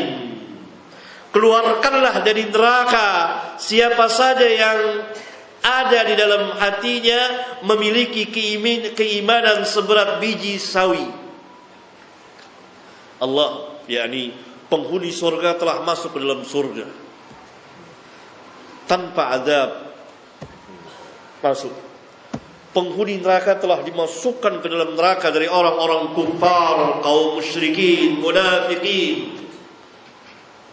Dan masuk juga ke dalam neraka ahlul kiblat, sebagian dari orang-orang mukminin, disebabkan dosa-dosa mereka, dosa-dosa besar mereka. Dan mereka tidak kekal dari neraka selama mereka memiliki keimanan. Alangkah besarnya dan agungnya keimanan itu, dan alangkah hinanya kekufuran itu. Tidak sama antara iman dengan kufur. Karena itu tidak boleh disamakan antara iman dengan kekufuran, dan tidak boleh disamakan antara mukmin dengan kafir. Orang mukmin serendah apapun dia, sekecil apapun keimanannya, dia jauh lebih tinggi dari orang-orang kafirin. Karena orang-orang kafirin dia berada di dalam neraka Jahannam dan kekal selamanya. Innal ladzina kafaru min ahlil kitabi wal musyrikin fi nari jahannam khalidina fiha ulaika hum syarrul bariyah. Maka Allah berkehendak untuk mengeluarkan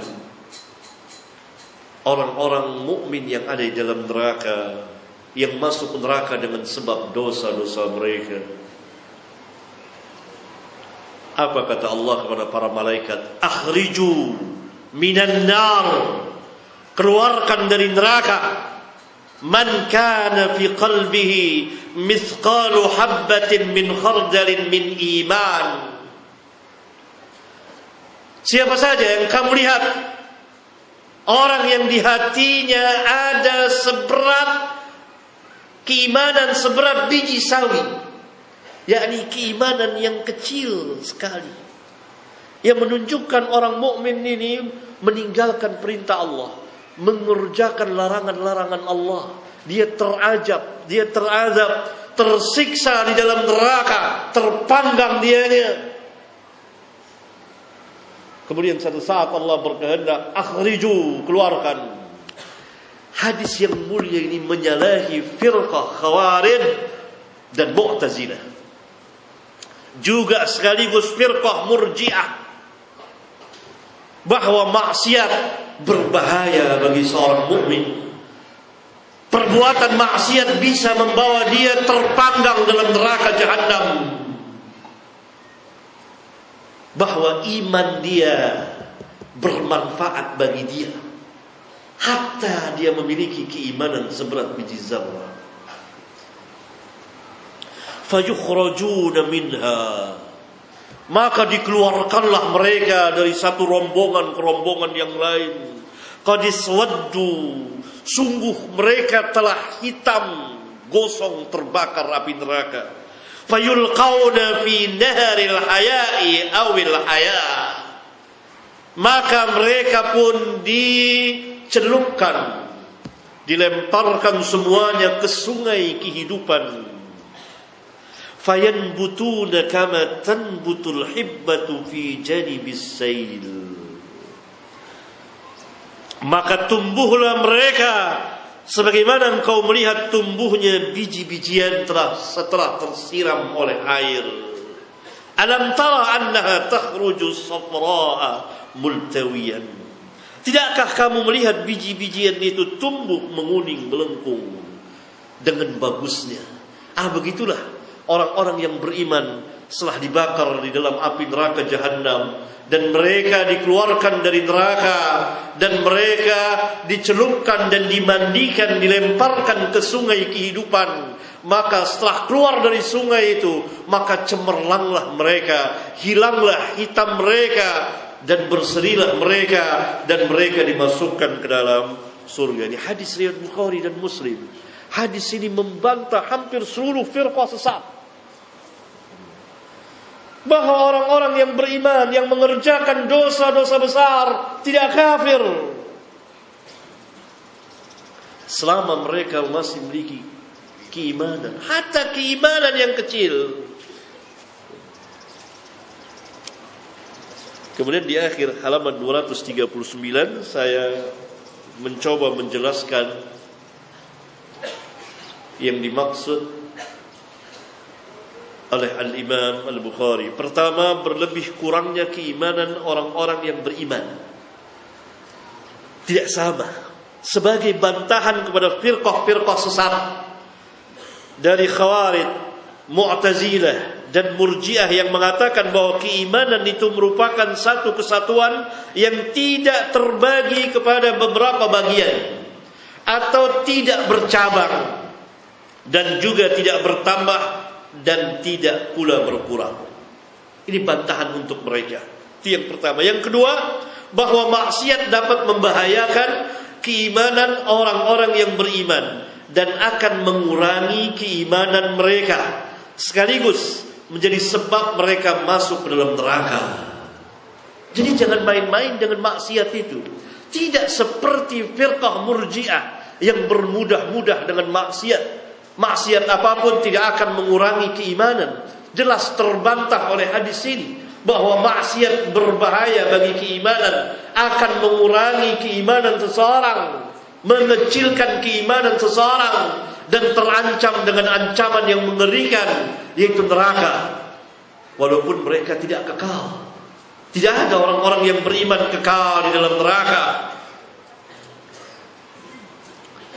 Hal ini sebagai bantahan terhadap firqah sesat Murji'ah yang mengatakan bahwa maksiat tidak dapat membahayakan keimanan orang-orang yang beriman, disebabkan keyakinan mereka, kaum Murji'ah, yang sangat batil, bahwa keimanan orang-orang yang beriman tidak bertambah dengan amal taat dan tidak berkurang dengan maksiat. Itu yang kedua. Yang ketiga, bahwa maksiat tidak mewajibkan pelakunya kekal di dalam neraka. Semata-mata maksiat tidak kekal dalam neraka, walaupun dia masuk neraka. Kalau dia masuk neraka, semuanya diserahkan kepada masyiatullah. Itu akidah Ahlus Sunnah. Orang mukmin yang mati membawa dosa-dosa besar, maka urusannya di akhirat diserahkan kepada kehendak Allah. Apakah Allah akan mengazabnya atau Allah yang mengampuninya? Semuanya tahta masyiatillah. Semuanya di bawah kehendak Allah tabaraka wa ta'ala. Ketiga, bahwa maksiat tidak mewajibkan pelakunya kekal di dalam neraka kalaupun dia masuk neraka. Hal ini sebagai bantahan terhadap firqah sesat Khawarij dan Mu'tazilah yang mengatakan bahwa pelaku maksiat akan kekal dalam neraka. Kemudian Imam Bukhari pada bab ke-33 dari kitab iman telah memberikan judul bab lagi yang menarik lagi. Bab ziyadatil iman wa nuqsanihi. Bab bertambah dan berkurangnya keimanan seseorang. Sebagai dalil, beliau membawakan lagi hadis sahih riwayat Bukhari, riwayat beliau dan riwayat murid beliau yaitu Al-Imam Muslim. Kita baca hadis yang menarik sekali. An Anasin anin Nabi sallallahu alaihi wasallam qala.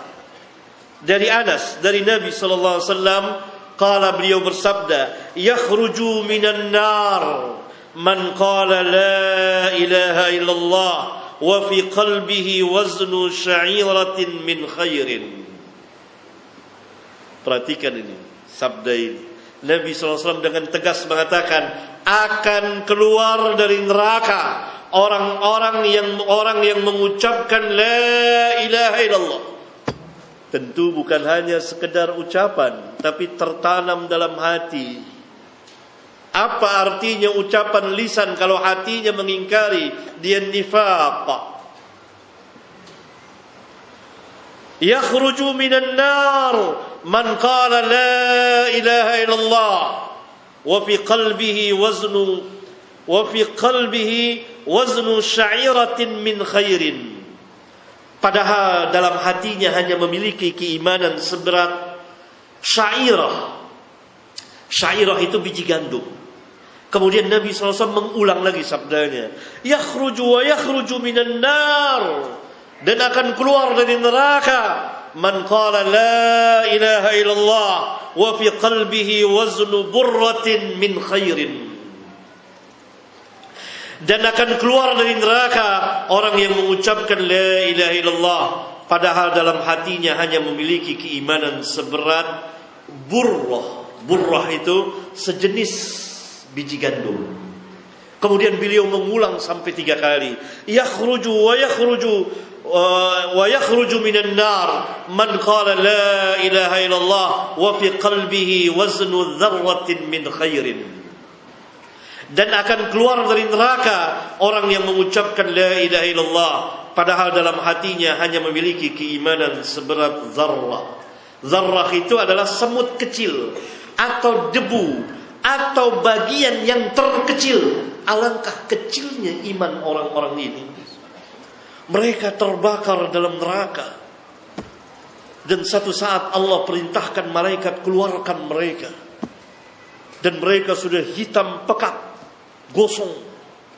Lalu mereka dilemparkan, dimandikan di sungai kehidupan. Dan dalam hadis yang lain kemudian mereka dicap jahannamiyin, mantan-mantan penghuni jahannam. Lalu mereka masuk ke dalam surga. Nanti kita akan baca, lihat hadisnya. 3 kali Nabi mengulang, yakhruju minan nar wa yakhruju minan nar wa yakhruju minan nar man qala la ilaha illallah wa fi qalbihi wazn sya'iratin burratin dzarratin min khairin. Khair di situ maknanya iman. Karena tidak ada kebaikan kalau tidak disertai dengan keimanan. Seperti amal orang-orang munafikun yang tidak beriman. Orang munafik salat, ruku, sujud tapi tidak ada iman, bermanfaat tidak? Allah katakan, "Wa ma hum bimu'minin." Luar biasa hadis yang mulia ini. Iman itu bertambah dan berkurang. Ada yazid wa yankus, yazid wa yankus. Bertambah dengan amal taat, berkurang dengan amal perbuatan maksiat. Bertambah dengan mentaati Ar-Rahman dan berkurang dengan mentaati syaitan. Yakhruju minan nar wa yakhruju minan nar wa yakhruju minan nar. Keimanannya kecil sekali. Berarti orang-orang ini orang-orang yang zalim, orang-orang yang fasik, tapi tidak keluar mereka mukmin dengan keimanan yang kecil sekali seperti debu. Tapi iman tetaplah iman. Dia mempunyai kemuliaan. Dia sangat berharga dan dia bermanfaat bagi orang yang memilikinya. Dinisbahkan dengan kafir, dengan kekufurannya, seberapa baiknya dia, tidak ada manfaatnya sama sekali. Ummul Mukminin Aisyah radhiyallahu anha pernah bertanya kepada Nabi yang mulia sallallahu alaihi wasallam mengenai Ibnu Jud'an, seorang yang dermawan pada masa jahiliyah, sering bersedekah, membantu menolong orang dan menghubungi kekeluargaan. Bermanfaatkah semuanya itu pada dia di akhirat? Kata Nabi, la yanfa'uhu. Tidak bermanfaat. Lihat kafir dengan kekufurannya. Orang baik, Ibnu Jud'an terkenal di kalangan masyarakat Quraisy. Orang yang gemar berbuat kebaikan, bersedekah, menghubungi kekeluargaan. Bermanfaat? La yanfa'uhu. La yanfa'uhu. Kekufuran tetap tidak bermanfaat. Kata Nabi sallallahu alaihi wasallam, dia tidak pernah mengucapkan, barang sehari saja dia enggak pernah mengucapkan, Rabbighfirli khati'ati yaumaddin. Rabbighfirli khati'ati yaumaddin. Ya Allah, ampunkan dosa-dosaku pada hari kiamat. Enggak pernah. Yani maknanya dia tidak ada iman kepada Allah, tidak ada iman kepada Rasulnya, tidak ada iman kepada hari akhir. Hadis sahih riwayat Imam Muslim. Nanti saya bawakan juga di sini ada. Ya.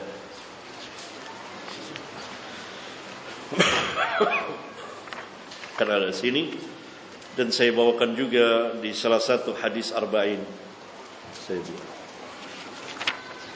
Ini poin ke 10. Poin ke 11, kita meyakini bahwa iman itu mempunyai 70 cabang. Telah kita bahas dan hadisnya telah kita baca. Barangkali ini ikhwan. Dan poin ke 12, waktunya sudah habis, kita bentar. Poin ke-12, kita meyakini bahwa orang mukmin tidak akan kekal di neraka kalau sekiranya dia masuk neraka dengan sebab dosa-dosanya. Meskipun dia hanya memiliki keimanan seberat biji sawi atau keimanan yang sangat kecil, maka dia akan dikeluarkan dari neraka dan dimasukkan ke dalam surga dengan ampunan dari Rabbul Alamin dan rahmatnya. Dan ini ijma' ahlus sunnah berdasarkan nas Al-Quran dan khususnya hadis-hadis yang sebagiannya telah kita baca. Karena itu hadis Anas saya ulang di sini. Saya ulang di sini ya, pada halaman 243. Kemudian saya bawakan ada beberapa buah hadis. Ada 4 buah hadis.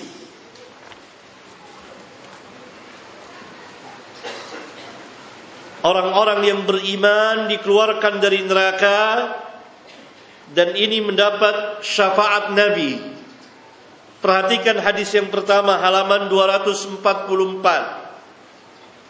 an Anas bin Malik anin Nabi sallallahu alaihi wasallam qala syafa'ati li ahli al-kaba'ir min ummati. Syafaatku untuk orang-orang yang mengerjakan dosa-dosa besar dari umatku. Tetap dia umat Nabi yang mulia alaihi salatu wassalam.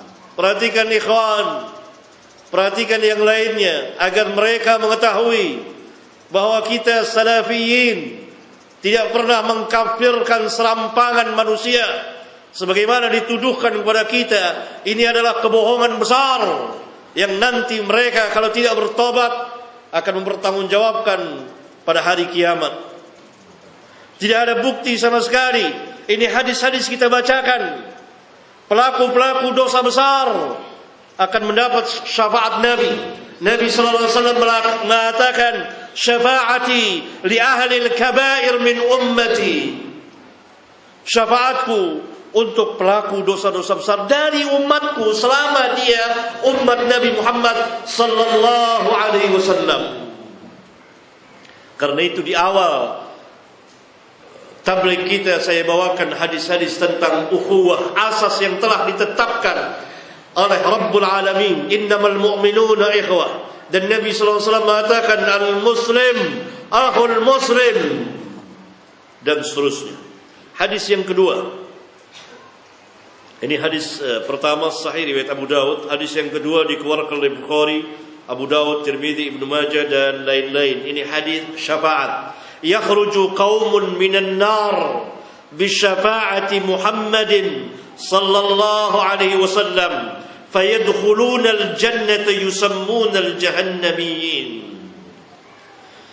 Akan keluar satu kaum dari neraka dengan sebab syafaat Muhammad sallallahu alaihi wasallam. Kemudian mereka masuk ke dalam surga dan ahli surga menamakan mereka jahannamiyyin, para mantan penghuni neraka, dan mereka ada capnya di sini. Ya, tetapi penamaan dari penghuni surga jahannamiyyin itu bukan penghinaan kepada mereka, karena semua orang di surga senang. Tidak ada yang merasa kecil, tidak ada yang merasa susah, karena bukan susah kalau di surga, bukan surga kalau itu susah, dan semuanya merasa mulia. Dan ini ada beberapa hadis, la yakhrujanna qaumun min ummati minan nar bi syafaati yusammawna al-jahannamiyun. Sungguh akan keluar satu kaum dari umatku dari neraka dengan sebab syafaatku. Ahli surga menamakan mereka jahannamiyun. Barangkali ini ikhwan, banyak sekali hadisnya, dan ini adalah kesimpulannya pada halaman 250 dan 251. 4 buah hadis di atas, selain masih banyak lagi yang lainnya, telah menjelaskan kepada kita akidah Islamiyah yang sahih, yaitu satu, bahwa syafaat adalah hak, benar adanya. Pertama, syafaat Nabi Muhammad sallallahu alaihi wasallam sebagaimana beberapa hadis tadi. Kedua, syafaat dari para nabi alaihi wassalatu wassalam. Ketiga, syafaat dari para malaikat. Keempat, syafaat dari orang-orang mukmin. Kelima, syafaat dari Rabbul Alamin. Ini saya mengisyaratkan hadisnya di Bukhari dan Muslim. Kedua, bahwa pelaku dosa-dosa besar dari umat ini tidak keluar dari Islam selama mereka tidak mengerjakan kufur akbar, kekufuran yang besar, atau syirkul akbar, kesyirikan yang besar yang menyebabkan mereka keluar dari Islam setelah mereka tahu. Perhatikan, setelah mereka tahu dan telah ditegakkan hujjah atas mereka, tentunya oleh ahli ilmu. Maka apabila mereka mati wajib disalatkan, yakni hukumnya fardu kifayah, walaupun mereka sebagai pelaku dosa-dosa besar. Ketiga, bahwa orang-orang yang beriman atau ahli tauhid yang masuk ke dalam neraka disebabkan dosa-dosa mereka, semuanya akan dikeluarkan dari dalam neraka Jahannam dengan sebab mendapat syafaat dari beberapa syafaat yang tadi telah kita terangkan, yaitu syafaat Nabi Muhammad SAW, syafaat dari para nabi, syafaat dari malaikat, syafaat dari orang-orang yang beriman, dan terakhir adalah syafaat dari Allah Tabaraka wa Ta'ala. Barangkali ini ikhwan yang bisa kita bahas dari sebagian akidah Ahlus Sunnah, dan senantiasa kita akan belajar dan mengajarkan akidatus salaf, salafun salihin, dan orang-orang yang mengikuti mereka dari zaman ke zaman, di timur dan di barat bumi sampai hari ini, rahmatullahi alaihim. Wassalamu alaikum warahmatullahi wabarakatuh.